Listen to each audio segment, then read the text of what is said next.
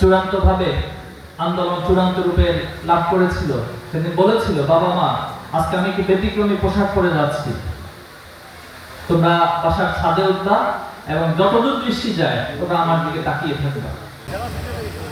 মঞ্চে আসন গ্রহণ করবেন।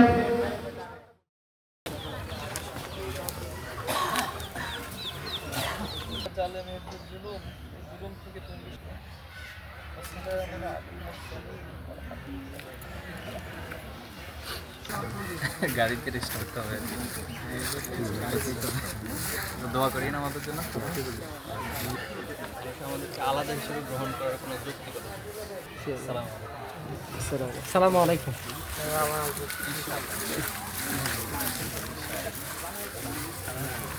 জি জি, আসসালামু আলাইকুম।